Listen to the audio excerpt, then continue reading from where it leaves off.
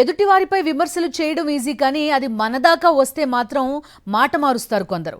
ఇదే కోవలో పవన్ కళ్యాణ్ వ్యవహారం ఉందనే విమర్శలు వెల్లువెత్తుతున్నాయి.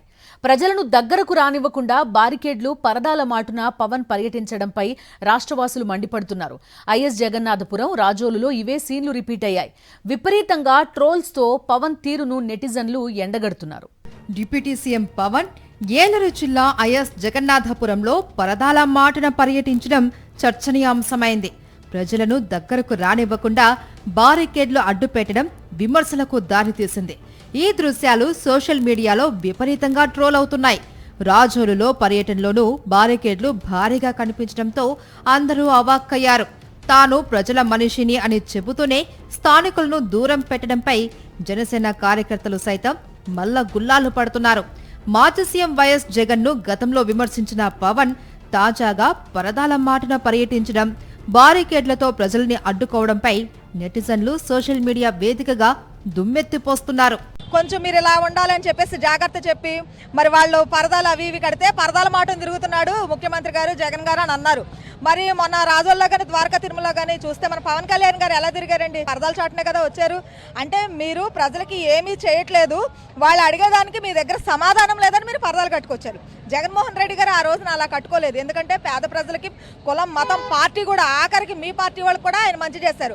ప్రజలందరూ కూడా ఎంతో గర్వపడ్డారు. పవన్ కళ్యాణ్ గారికి వస్తే మాకు అందరికీ కూడా ఏపీలో ఉద్యోగ అవకాశాలంటూ వచ్చి 1 కోటి మంది, అంతకంటే ఎంత 7 కోట్ల మందికి కూడా ఉద్యోగాలు ఇచ్చేటటువంటి అవకాశం పవన్ కళ్యాణ్ గారు ఇస్తారేమో అనుకొని ఆశించిన ప్రతి ఒక్కరూ కూడా ఈరోజు పవన్ కళ్యాణ్ గారు ఎక్కడున్నారు?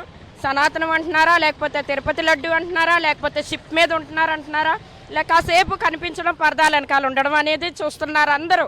ఐఎస్ జగన్నాథపురంలో అభివృద్ధి పనులకు పవన్ శంకుస్థాపనలు చేశారు.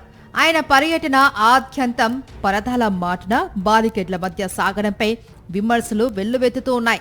ప్రజలు తమ సమస్యలను, గోడును చెప్పుకునేందుకు ఎంతో ఆశగా వస్తే కనీసం పవన్ను కలవనివ్వలేదు అని, అడుగడుగునా పోలీసులు అడ్డుపడ్డారు అని పలువురు వాపోయారు. ఎన్నికల ముందు ప్రశ్నించేందుకు వచ్చాను అన్న పవన్ ఇప్పుడు తమ సమస్యలను పట్టించుకోవడం లేదు అని ధ్వజమెత్తారు. ఈ క్రమంలోనే కొయ్యలగూడెం మండలంలో కొందరు ప్లకార్డులు, ఫ్లెక్సీలను ప్రదర్శిస్తూ నిరసన తెలిపారు. పోలవరం జనసేన ఎమ్మెల్యే చిర్రి బాలరాజు తమ సమస్యలను పట్టించుకోవడం లేదు అని, పవన్ కు తెలియచేసేందుకు వస్తే ఇక్కడ కలిసే పరిస్థితి లేదు అని ఆవేదన వ్యక్తం చేశారు. జనసేన అధ్యక్షుడు, అటవీ శాఖ మంత్రి శ్రీ పవన్ కళ్యాణ్ గారు ద్వారకా తిరుమల వచ్చి ద్వారకా తిరుమల మండలం ఐఎస్ రాఘవాపురంలో పరదాల కట్టు తిరుగుతున్నారు. అంత క్రితం 2019-2024 మధ్యలో శ్రీ జగన్మోహన్ రెడ్డి గారు ప్రజల్లోకి వస్తే పరదాల తిరుగుతున్నాడని అనౌన్స్ చేసినటువంటి మన డిప్యూటీ సీఎం గారు ఈ రోజున పరదాల కట్టు ఎంతో తిరుగుతున్నాడు. దానికి కారణం ఏంటి? రాజోలు పర్యటనలోనూ సమస్యలు చెప్పుకునేందుకు వచ్చిన వారికి ఆశాభంగం తప్పలేదు.